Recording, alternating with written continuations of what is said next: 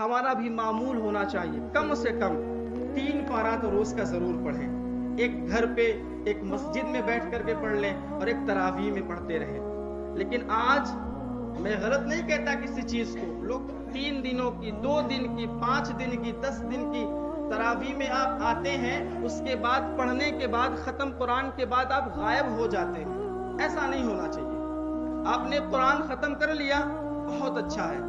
अब आप मुकम्मल 27 दिन वो 20 रकत तरावी अदा फरमाएं, ताकि जो हर रकत का सवाब दिया जा रहा है माह रमजान में, फरमाया गया माह रमजान में एक सजदे का सवाब 1500 नेकियों के बराबर दिया जाता है। सुभान अल्लाह। एक सजदा जब बंदा करता है माह रमजान में, एक रकत अदा करता है, कितनी नेकियां मिलती हैं? 1500 नेकियां। सोचे जब 20 रकत हम तरावी पढ़ते हैं, 17 रकत इशा की नमाज पढ़ते हैं, कितनी नेकियां मिलती होंगी। जरा अंदाजा तो करें। माह रमजान ये अजमतों का महीना है, अजीम महीना है। आया है तो इससे कुछ फायदा ले ले, वरना जो 1500 नेकियां एक सजदे में मिल रही हैं, कयामत के दिन मालूम है ना आपको, एक नेकी अगर कम पड़ गई तो कोई देने वाला है?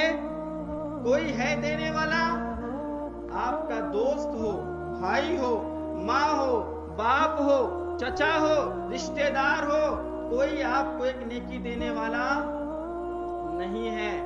कुरान कहता है, कुरान में रब फरमाता, वो कयामत का दिन होगा जिस दिन एक माँ अपने दूध पीते बच्चे से कितना प्यार करती है। अंदाजा कर सकते हैं आप? अगर बच्चा रोने लगे तो माँ अपने सारे काम एक तरफ छोड़ देती है, बच्चे की तरफ दौड़ लगाती है। कुरान कहता है उस रोज एक माँ अपने दूध पीते बच्चे को फेंक कर कहेगी, मौला इसे दोज़ख में डाल दे, मुझे जन्नत में डाल दे। वो हाल होगा कयामत का। एक एक नेकी की तंगी होगी। अगर किसी की एक नेकी कम पड़ गई, वो अफसोस के मारे मर जाएगा।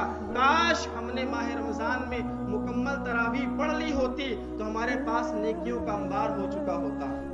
लेकिन हमारे पास तो इतनी नेकियां भी नहीं है। मैं मिसाल दे रहा हूं, एक नेकी कम पड़ेगी, मेरे भाई हमें तो अरबों खरबों नेकियां कम पड़ेगी। क्यों? क्योंकि हम सब अपना हाल जानते हैं। फारसी के एक माकूला है कि मन आनम के मन दानम। मैं कैसा हूं ये मैं जानता हूं, आप कैसे हैं ये आप खुद जानते हैं। हमारे पास क्या है, क्या नेकियां हैं, हमने क्या किया है? ना तो हमने गरीबों के साथ इंसाफ किया, ना तो हमने रब का हक अदा किया, ना हमने अपने घर के हुकूक अदा किए। फिर हमने किया ही क्या है? हम मुकम्मल ज़कात नहीं निकालते, मुकम्मल 30 रोजे नहीं रखते, 5 वक्त की नमाजें नहीं पढ़ते। हम तो गिरफ्तारों पे गिरफ्तार होते चले जा रहे हैं। हमने फराइज तक अदा नहीं किया। फिर हम क्या उम्मीद करते हैं कि जन्नत हमारे नाम कर दी जाएगी? फिर हम कौन से खुशफहमी में मुब्तला हैं कि जन्नत से हमें दाखिला दे दिया जाएगा, हम जन्नत में आसानी के साथ चले जाएंगे? नहीं मेरे अजीज, जन्नत इतनी आसान भी नहीं है, इतनी आसान भी नहीं है जितना हमने सोच लिया है। अल्लाह तबारक व तआला रहमान है, रहीम है, लेकिन वो आदिल भी है, अदल करने वाला है, इंसाफ फरमाने वाला है। अगर हमने फराइज छोड़े हैं तो उसका हिसाब देना है कि नहीं? क्या कहते हैं आप? क्या मानना है आपका? फराइज छोड़े हैं तो हिसाब देना है कि नहीं? देना है। नमाज नहीं पढ़े तो उसका हिसाब देना है कि नहीं? देना है। रोजे हमने नहीं रखे हैं तो क्या इसका हिसाब नहीं लिया जाएगा? माह रमजान की हमने हुर्मत को पामाल किया है तो क्या इसका बदला नहीं देना पड़ेगा? लेकिन सुभान अल्लाह, माशाअल्लाह, उनके मुकद्दर कैसे होते हैं जो माह रमजान पूरा इबादतों में गुजार देते हैं, जो माह रमजान में मुकम्मल तरावियां पढ़ते हैं, रोजों से अपनी जिंदगी गुजारते हैं और साथ ही साथ कुरान को अपने सीने से लगा लेते हैं।